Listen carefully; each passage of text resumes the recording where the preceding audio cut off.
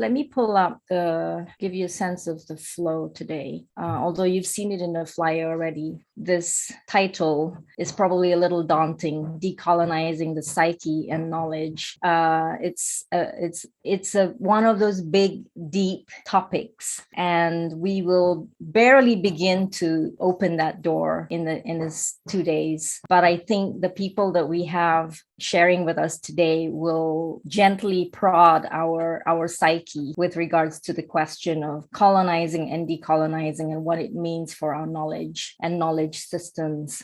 This is the blurb that we shared with you, probably quite provocative. There'll be talk about war, of course, because that's in our history. And then from war, state making. So that's nation building, how we identify ourselves in the world. And then there's building of empires, whose empires, what empires, the issue of territorials, dividing and conquering, which is often a way people colonize well, and how all of these things impact our culture, our religion, our politics, and of course, our economy. So we've shared some things for you to read. We'll be viewing a couple of videos and then listening to these speakers today. And then what we hope tomorrow is that we can build this generative conversation about psyche, society, sovereignty, and the possibility and process of decolonization. So really it's about, to me, it's about voice, it's about agency, it's about sovereignty, it's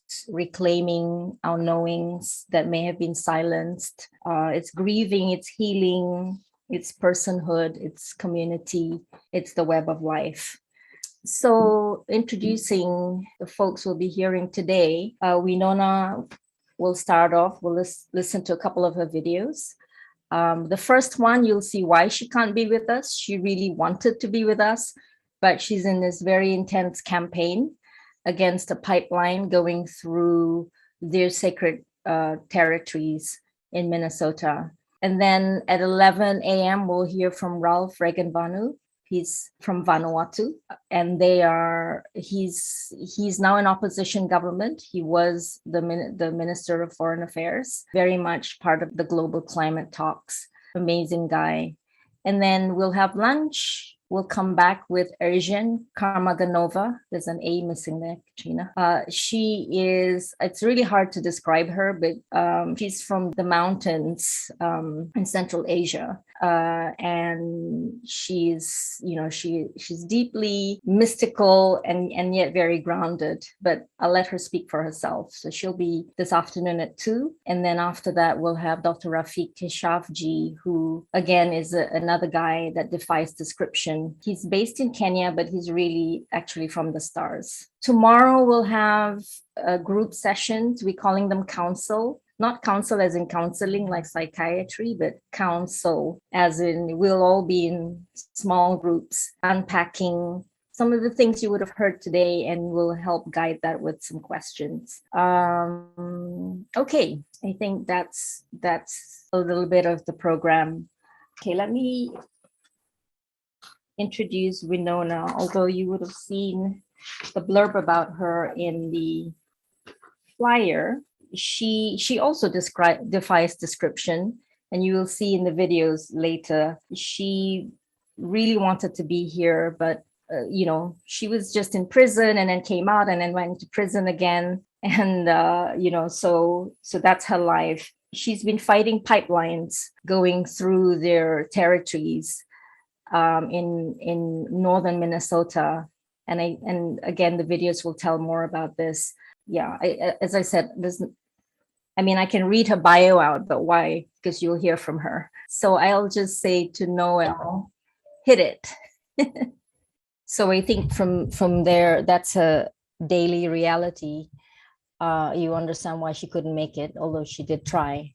The next video is a keynote she gave to a conference 3 years ago. She talks about some of the issues that we wanted her to talk about. I think although it was 3 years ago, I think they're still relevant. It's an hour, so sit tight. Thank you, Winona. How was that, guys? Let's maybe unpack that a little bit for 10, 15 minutes. Seeing as she's not here to answer questions, let's just chat. What you heard, touched the nerve, connected with our own stories, with our own struggles. Yeah, any of the above. What made sense? All of it made sense. Some of it was new. I know it was a lot. That's how she talks. Maybe I share something. I think for me, listening to her, few things that connected with me. I think the struggle that she and her team and her people goes through is very similar to the struggles that our work is doing. Forever fighting with big companies. I think to me, I was just thinking why all over the world that is happening. I think the economics of the nature versus the economics of profit. That's the difference. And also I really admire her because she connected to her land so much. And I was reflecting on myself. I'm a city girl. I don't have a land. I don't even know probably how to plant a proper corn like her.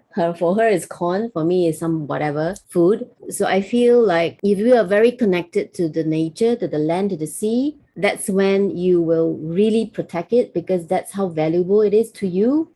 So that's something that is missing in me because I live in the city.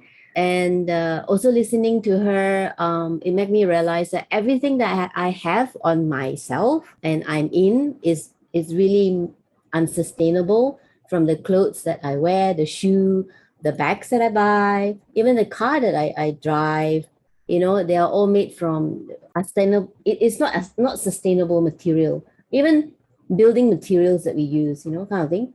Those are some things that I connected and I put down and try to ponder on lah. Thanks, Winnie.